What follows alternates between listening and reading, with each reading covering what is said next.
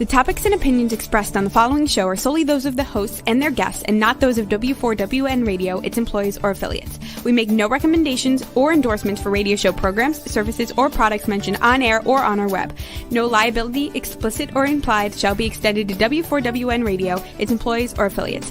Any questions or comments should be directed to those show hosts. Thank you for choosing W4WN Radio. Welcome to Success Secrets Exposed with Sally A. Curtis, where we share stories of challenge, success, and inspiration, along with practical tips and strategies to move you forward to your success. And now, here is your host, Sally A. Curtis.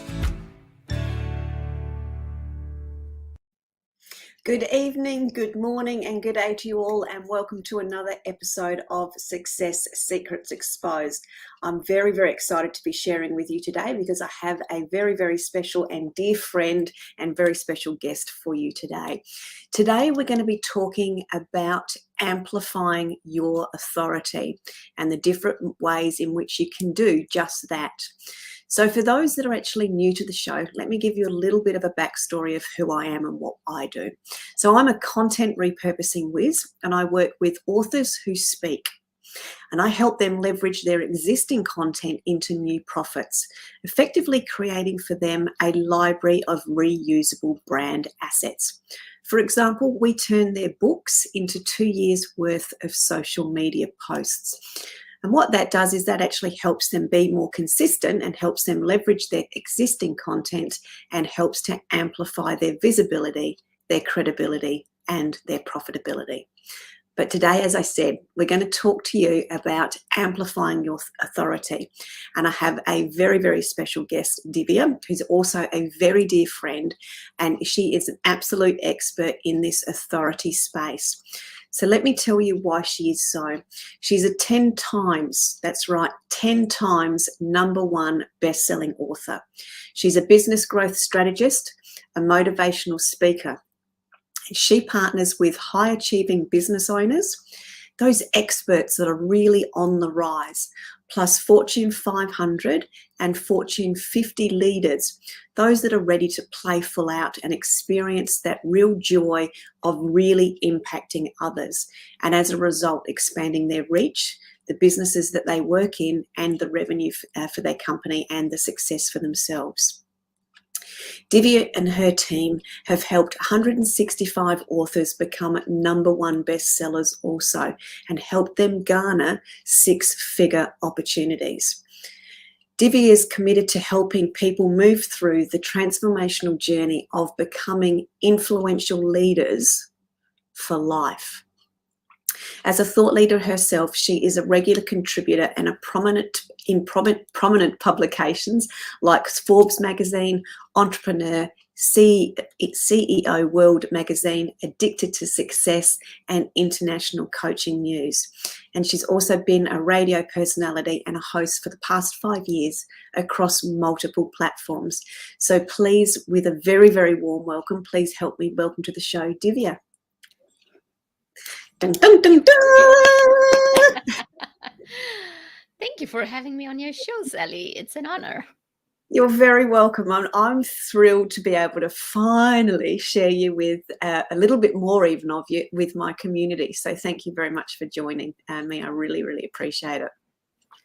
Oh, such a pleasure. Yeah.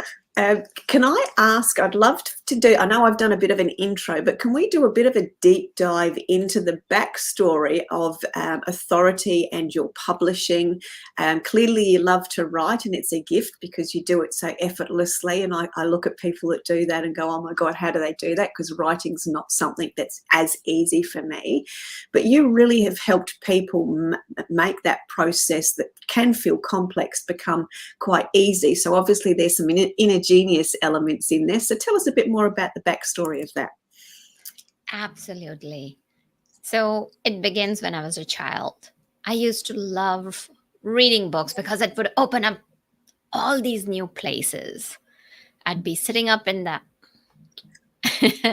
I had a couple of favorite trees in our backyard, and I'd just kind of climb and read books. And at the same time, my imagination would take flight. And I used to write poems and short stories. And of course, anybody who visited our house had to suffer through those. So anybody who's listening, folks, I apologize for having you put you through that. And then fast forward, I kind of lost touch with it, although I still always enjoyed reading books. Books has been like one of my favorite things to go to. So that piece didn't escape from my life. So as I transitioned from the corporate into becoming a coach, so while I was doing that, I had done a lot of leadership volunteer work, and somebody must have recommended me to one of the indie publishers, and indie publishers reached out to me and said that, oh, we are doing this book with multiple authors, and the don't remember exactly, but profits or proceeds kind of are going to go to children. And of course, that definitely touched my heart. And I said, oh yeah, it's one chapter. I can write it. I can share my story. I cannot tell you, that was one of the hardest things I had to do. I would sit there, I'd sit in front of the computer, I'd freeze. I'd try a recorder, I'd freeze. I would take a notebook because I researched like, okay, I'm Googling things. Okay, what can you do to write with ease? And I was stuck. So she'd keep on reaching out to me, very, very generous of heart. And I'd say, oh, just give me a few more days. Just give me a few more days. But that fear just took root in me. And then she said, you know what? I really appreciate you partaking in this. I cannot hold back any of the other authors because of you. And that's when that light bulb went on, that here I am. I'm writing because I want to help people. And guess what I'm doing here? I'm holding people up. So sometimes we can get so wrapped up in our fears and saboteurs that we don't even see it. We are not even aware of it. We are in this place of judgment. So basically, that was the beginning of the book. I ate a lot of humble pies made of dirt. And I did get through it, clenching my teeth, and I finished it, submitted it. It did get published. It became #1 best-selling book, so which was so thrilling. That said, from there on, coming from neuroscience background and having the research background and science and all that, I'm like, I'm going to figure this thing out. I'm going to go and like open up the lion's mouth and like, grab those teeth. I'm not going to be scared of that. I mean, of course, I was still very scared.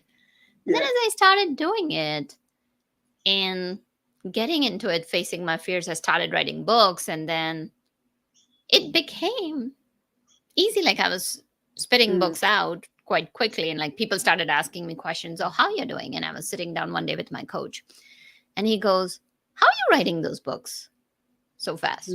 I'm like, oh, this is how I write. And he goes, okay, just stop here. I'm like, okay. And he said that you got a process. Yeah. And what's interesting about your process is that you're customizing to every book that you're writing. So then, then the rest was history. So even though there was a structure, yet there was freedom. And that's where, like, I often say that within the structure lies the freedom. So then people started asking, and after that, I was taken for a ride by a couple of indie publishers, paid thousands of dollars, and then boom, they're gone and everything. And I decided, like, authors put a piece of their heart and soul out there, especially if you're writing something about your short story, or even if you're sharing your experiences. I said, I'm going to, again, I said, like, okay, let's find a solution for that.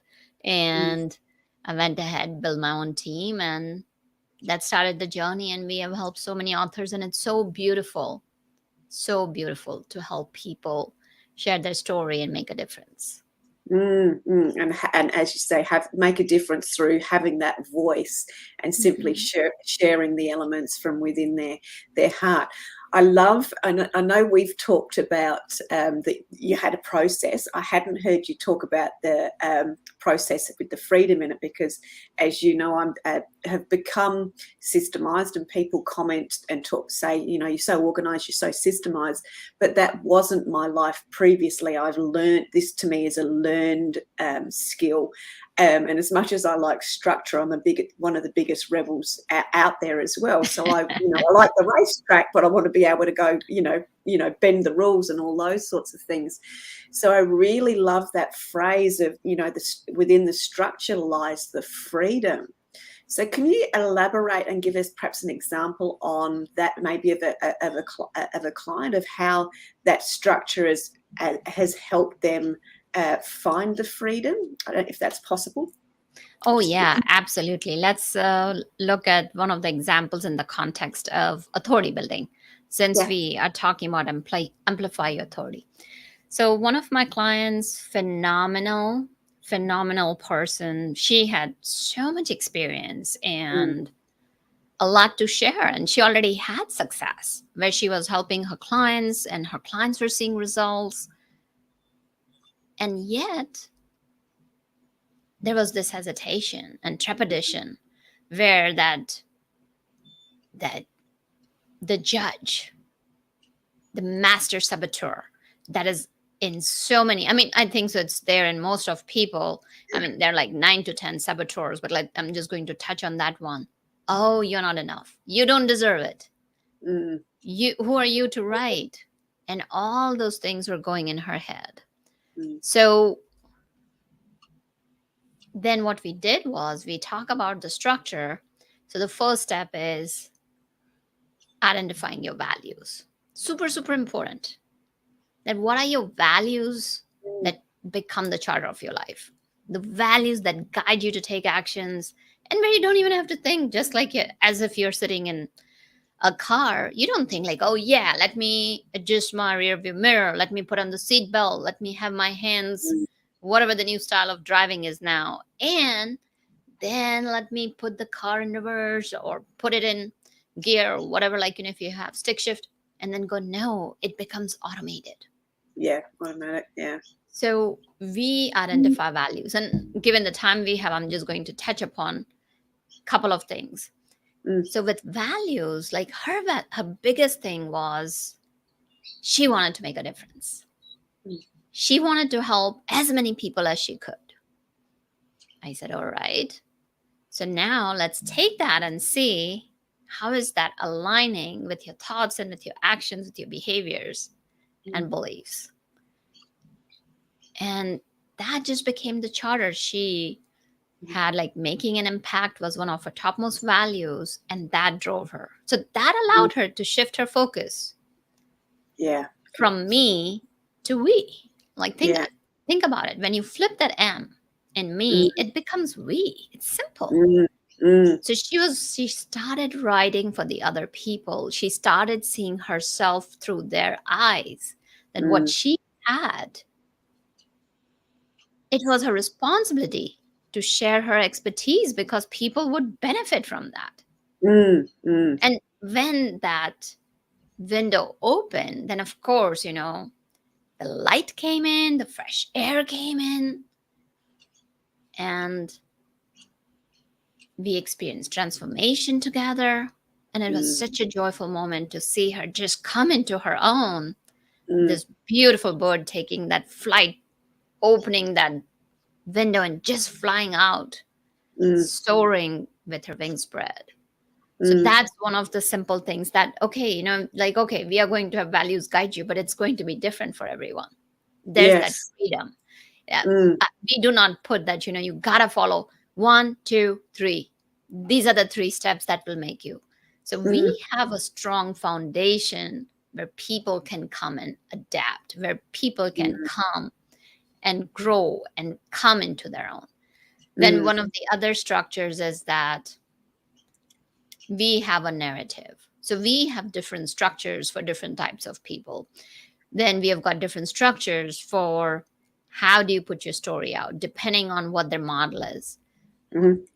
So, for example, let's say somebody is providing a solution for a problem. Let's say, how to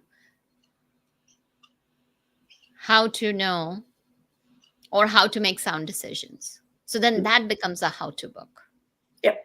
So Makes there is a sense. structure there. Like, how do you write a how-to book? But Mm, again, there is that freedom. The freedom is there that, okay, we offer multiple types of frameworks for mm, people to write their stories, or we write their stories for them. mm. And so these are just, I'm going to touch upon just these couple of things, that how within the framework and within that structure you can still have the freedom. Yeah, that makes beautiful sense. Thank you. Mm, mm. And isn't it interesting and you've talked about the different frameworks, and through understanding your values, then understanding what it is, what the how version of what you're going to bring to life is going to be. Is it that how-to book and those sorts of things, and then having a structure as to the ways in which that gets mapped out as well. I can feel that ease within the structure, and I'm not instantly wanting to rebel against the framework. So I'm actually leaning into the frameworks, as opposed to sort of going, oh, I'm happy to do step 1 and 2, but I'm not doing step 3, which is what happens when things are not resonance with you, and you haven't got through those first values steps, and that you haven't sort of really leaned or aligned into it. If there's any form of resistance, we sort of pull back more as opposed to leaning in, but you're really creating an opportunity for people to lean in to take that flight. Absolutely. You got it. Yeah, Beautifully said. Thank you. May I ask another question? Because obviously with book, there's the difference with book writing, and you've also done a lot of thought leadership work as it relates to publications. So there's obviously, I would imagine, a difference between writing a book and writing an article. First, can you express what that might be, and then just tell us some tips around the difference for publishing for magazines, etc. Absolutely. So think about it, folks. At the heart of every piece you create, whether you're creating video content, whether you're doing a Facebook Live, whether you're doing a post, whether you're doing an article, whether you're writing a book, whether you're getting on TV show, you're getting on a podcast, at the core of it is your audience. Who are you doing it for? And now you may say, oh, you know what? My audience is women. And now you get on a men's podcast show and say, like, oh, you're talking about women. It's totally not going to resonate. Yeah. So the first thing is, so there are some commonalities between articles or blogs and books. And then there are some differences. So commonalities, knowing who you're writing for. And then second commonality is, what's the purpose? So for example, let's say you're educating, you can talk. I'm not going to go through all the entire stages of a buyer's journey. Are you educating them? Are you engaging them? Are you putting out a call to action? Are you following up? Are you creating a touch point? I mean, there's so many different stages that now that's also important. Now, here's where the difference is between one of the major differences between an article and a book. So in an article, depending on what your purpose is, it's going to be completely different. Now, versus in book, you can have all the pieces. You can begin with educating, then you can give them the engagement, then you can give them the value, then you can even create call to action. So, and if you try to do all of that in an article, you can, but then now you're going in multiple directions. So usually one of the key, this is again, of course, and I'm not saying this is for everyone, I'm sharing from my experience as to what has worked for me, is that if I have multiple ideas in an article and even in a book, so for example, if I'm saying that I've got a cookbook, recipes for vegans, and now I'm adding recipes for nice chicken wings. It doesn't sit Work. well. Yeah. It's not going to resonate. Like, people are going to be, what the heck is Yeah. she writing? Similarly, in article, like, now you are going about and mixing 2 to 3 different ideas. So for example, let's say you're writing an article about why is authority positioning necessary. And now in that, if I start, so I'm saying like, okay, why is it necessary? I'm giving the pointers, and then I put in, how to write a book in there. It doesn't make any sense, because like, the person who's reading based on the title, I don't want to write a book. Why the heck are you talking about a book? So there are some elements of similarities and there's some elements of difference, but the key difference is that in article, you gotta be very, very focused. Whereas in book, you have that liberty to take a point and expand on it. Yeah. Whereas in article, you gotta be very concise, drive home the point. And now you may say, like, is it harder to write an article or is it harder to write a book? Can I ask I'll you say that? it's harder for both.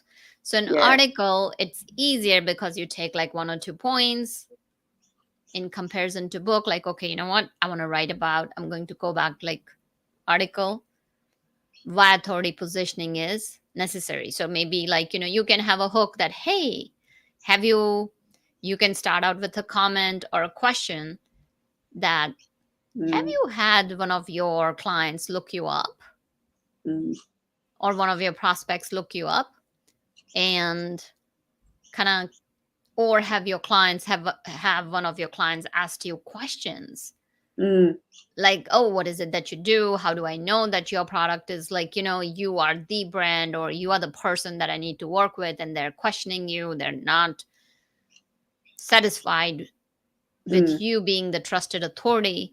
So you can start something like that and then kind of move into what authority positioning is, and then gently kind of move into why is it necessary.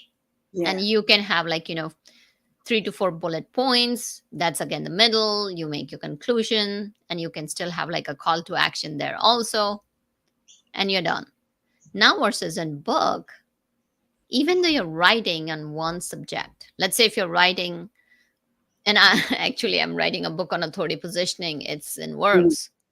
I just cannot write like, hey, why authority positioning is necessary. You gotta include, like, things that are relevant. Again, going back to who is my audience and what is it going to do for them. And once that is done, that's where, like, you may be thinking, oh, authority positioning. Yeah.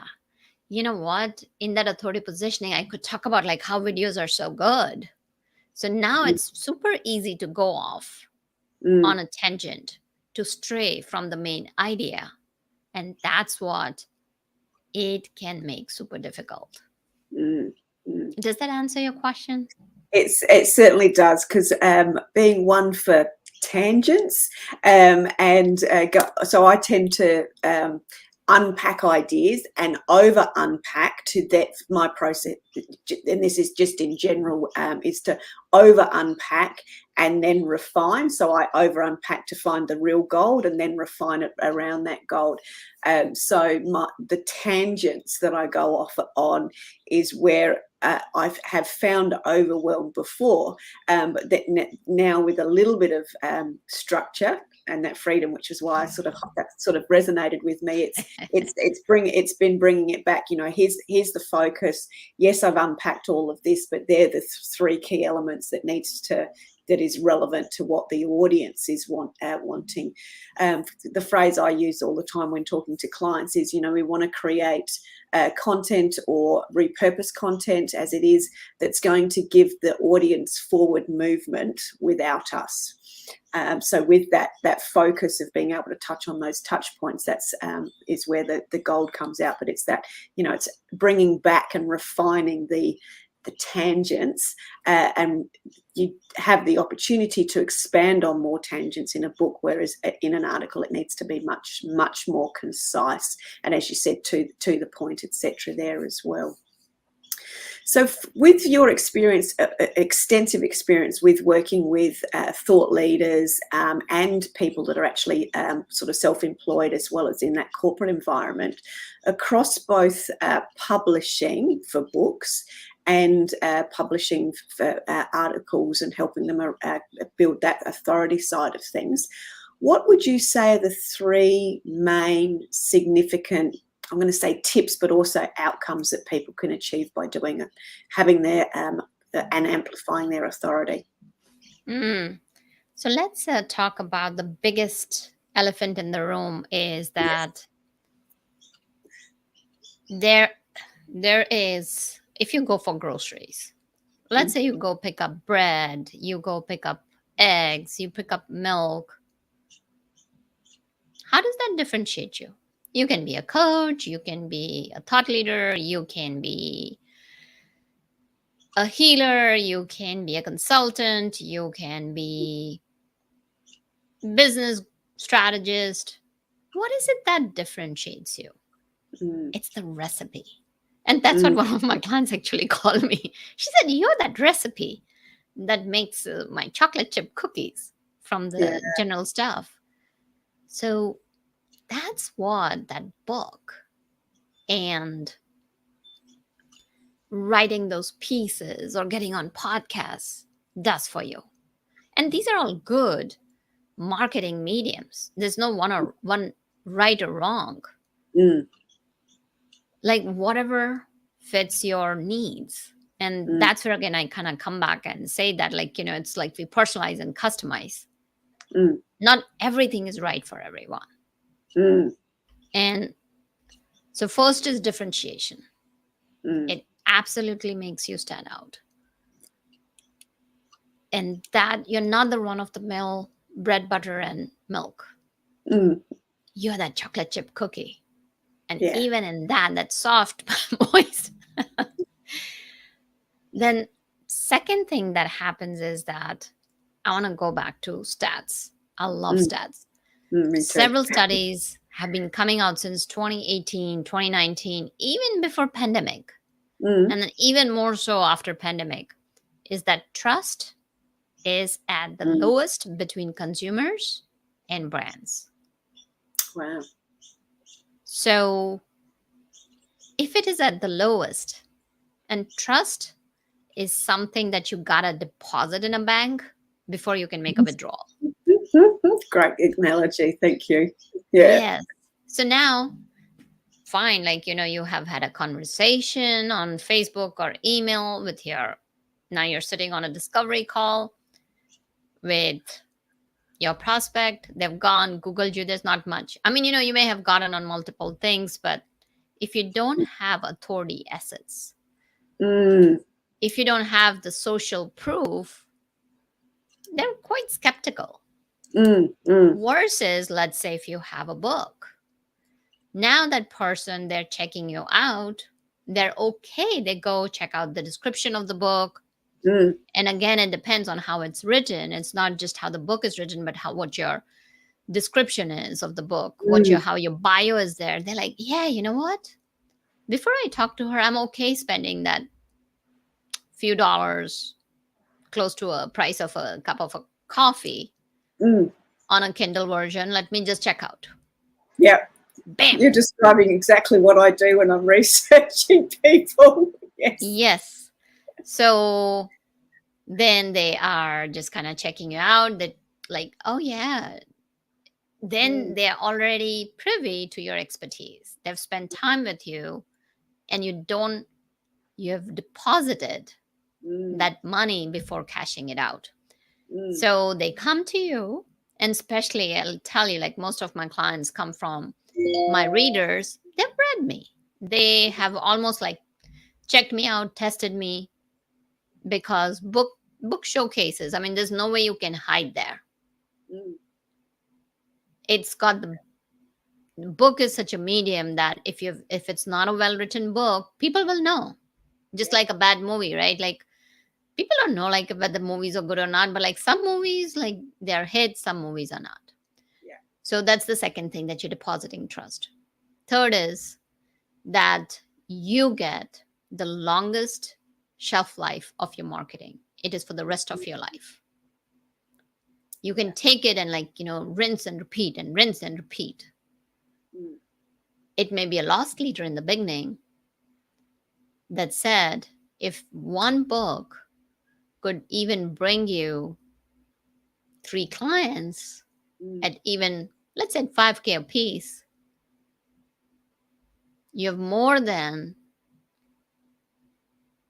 used up your investment than what you put it in there. And depending, investment can, of course, books can be very investment, deep investment in it, and maybe not. It depends on, again, what type of book you're writing. So these are just 3 of the things, and I could, of course, kind of go on. Books could be the portal to the rest of your business. You could have a TEDx talk from it. You could do the speaking engagements from it. You could do the course. You could create courses. You could create masterminds. You could have licensing. You could be monetizing your content for your coaching and consulting contracts, franchising. I could go on and on. This list goes on. And I think that comes back to the very first point of where understanding your values comes into play, but then also working out what the purpose of it is, because when you know both of those, you then know what are all of the possibility points. I talk about it, the entrepreneur's journeys like this, when we have possibility points along the way, but the possibility points become opportunity points when we know why, and we're able to decipher which one of those opportunities is the right one for us. Do I license? Do I franchise? Is the book leading into the program? Having a bit of that framework first will actually help you decide what are the next things, what are the next brand assets or authority assets, as you said, that you can bring into build your business. Because yes, you've got your book and you're building your authority for right now, but what's the long term? What's the next evolution? Because as humans, how many times are we evolving? I mean, we're those onion skins where what we were last year is different to what we are this year, and we're constantly growing. And as we do that, we see, and as you would see, so many thought leaders then really lean into that legacy piece, really deciding what their ongoing impact is. So having that foundation around the values and having that adaptability to continue to grow and evolve helps you work out what the brand assets and the authority assets could be for you as you move forward. And obviously that can change too. And there is one right big example right here with you, Sally. You have a book and then you create 2 years worth of social media content from it. So how powerful is that? So there's that another example. And as you said, thank you. In saying that, when I sit down with a client, the first question I ask is, what's the plan? What are you wanting to do? What's the purpose of what we need to create for you? What are you selling into? In other words, what's their future vision? So I can mirror image that in the content that we create from them, from their inner genius. So that clarity of purpose and knowing who you serve certainly helps everybody along the way that's going to support your journey collectively really help to amplify your authority alongside you and with you, which is something you do very, very well. I have another question, and this probably ties into that collectiveness that we've talked that we're sort of just starting to touch on.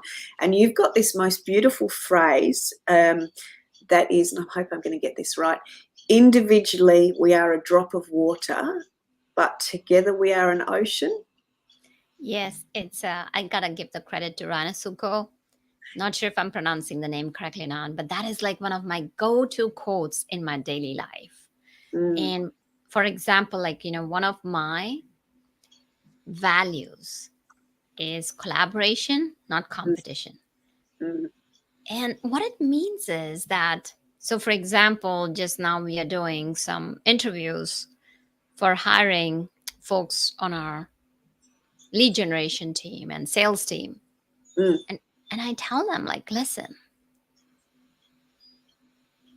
here's the thing. When you come into our company, you're coming into a family where we have each other's back, where we are doing everything. So just to kind of give you an example, I was talking to a gentleman yesterday, very powerful gentleman, and he had such great questions.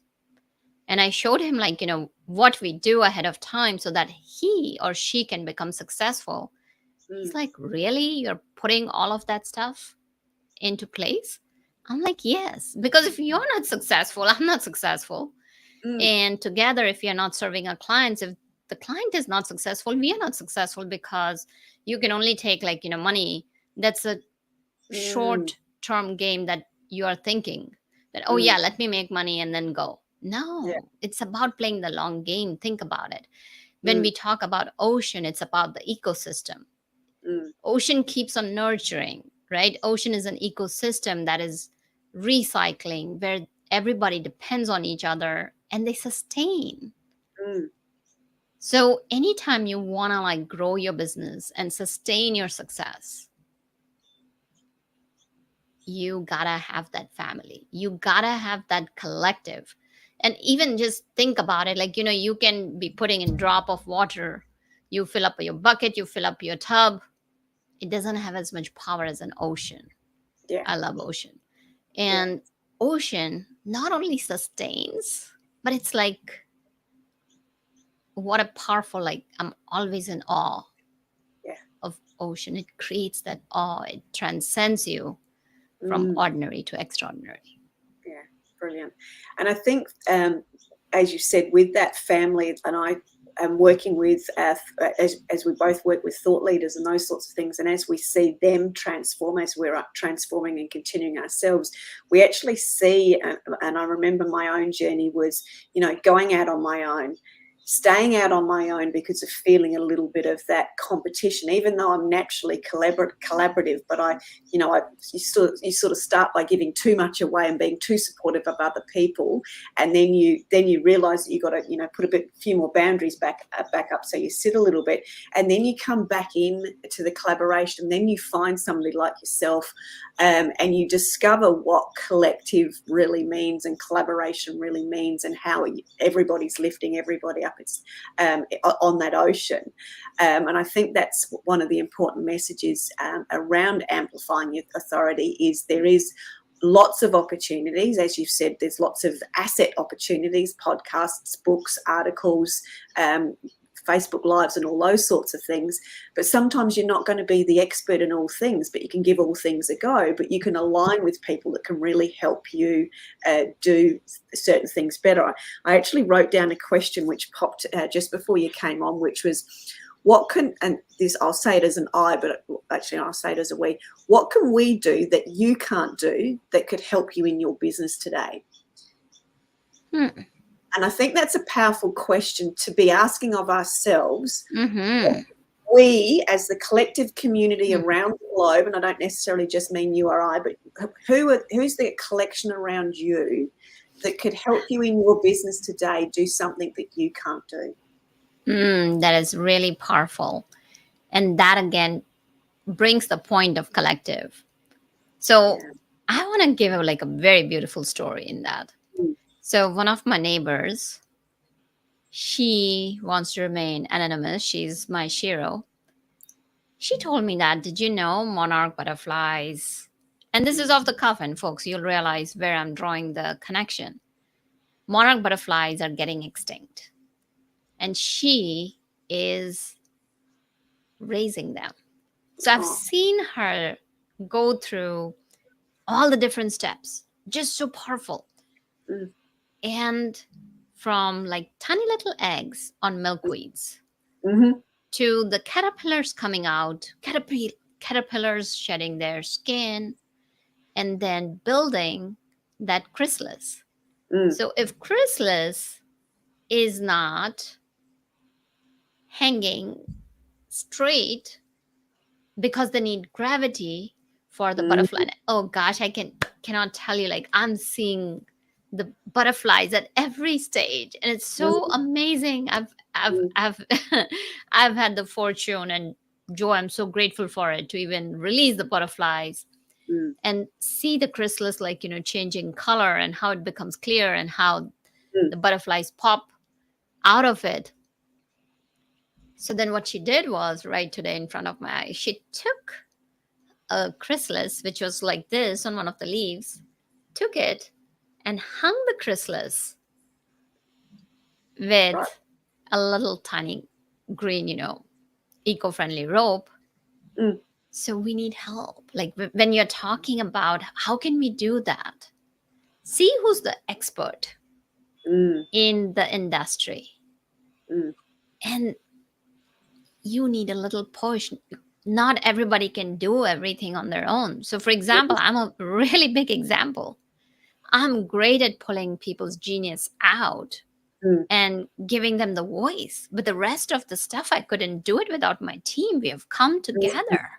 mm, And we have come together as a collective. And similarly, as if you're thinking of amplifying your authority, mm, think about it. Like, if you are going to do something like a new venture, or if you are going to do a collaborative project with 10 other people, now they could be in your industry, they could be in another industry. Now you're mm, all coming together and mm, sharing each other's content or sharing things about each other.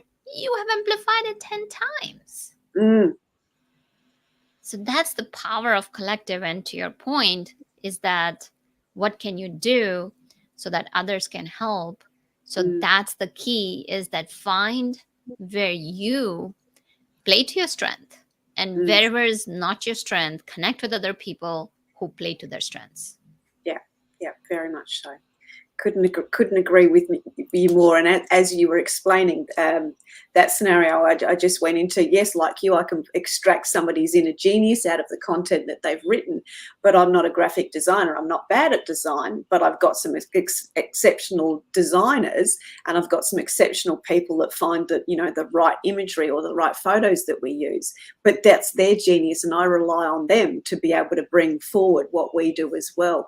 And they're just little examples of how people collectively can make significant impacts on other people. Absolutely. It happens in nature, right? Like if So, that caterpillar did not get that help, she said that I didn't realize it, and she lost 3 or 4 caterpillars, but she didn't know that they had to be upright.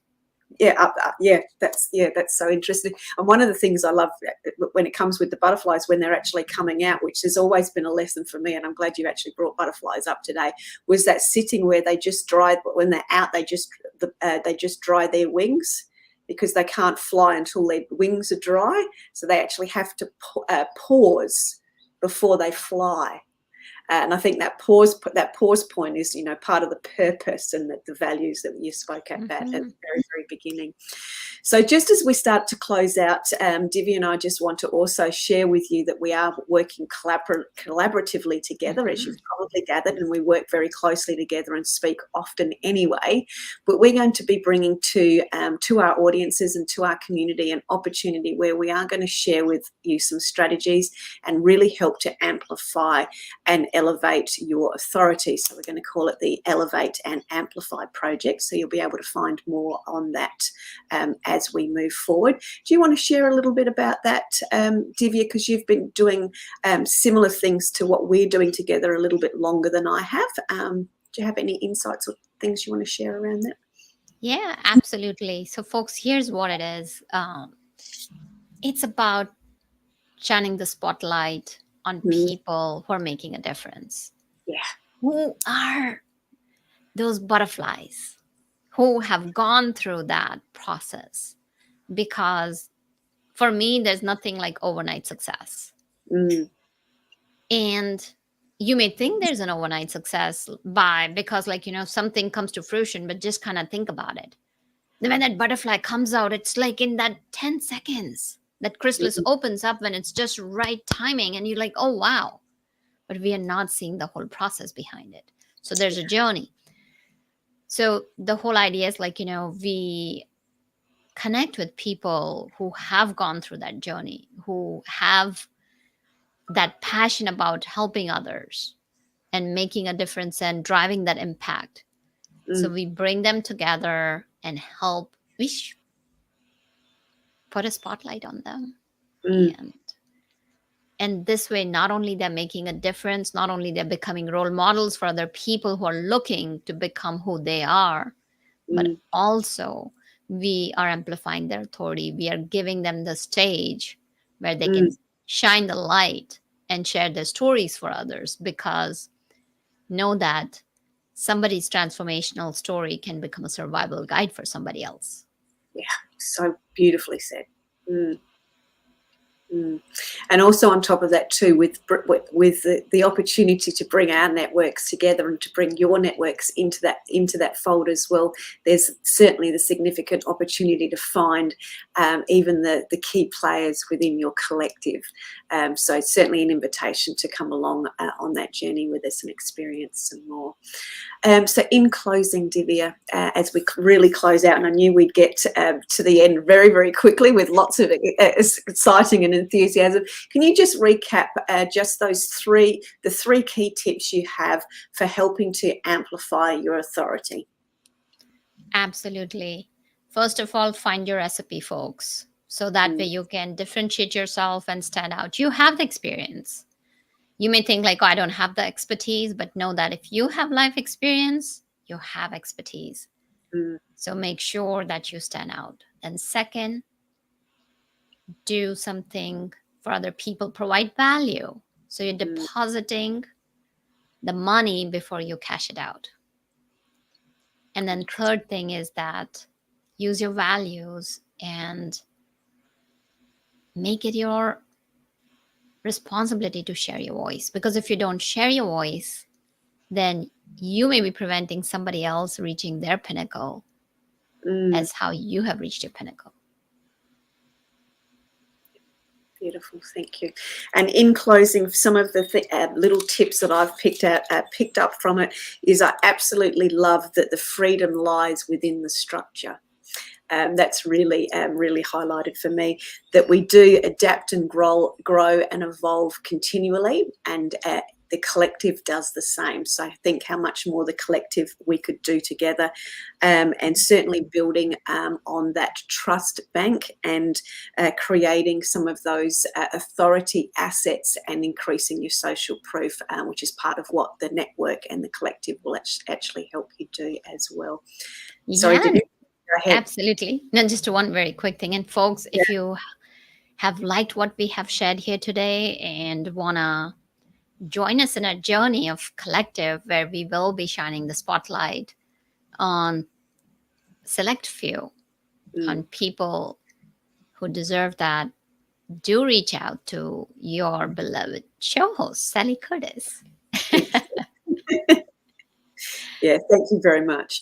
As Divya said, you can contact me through LinkedIn, as you know, and you can also find me on the YouTube channel for the replay of these episodes as well. Best place to find me is www.sallyacurtis.biz, B-I-Z, and we will look for, and there it is up on the screen. Thank you very much, John. So thank you very much for joining us for another episode of Success Secrets Exposed.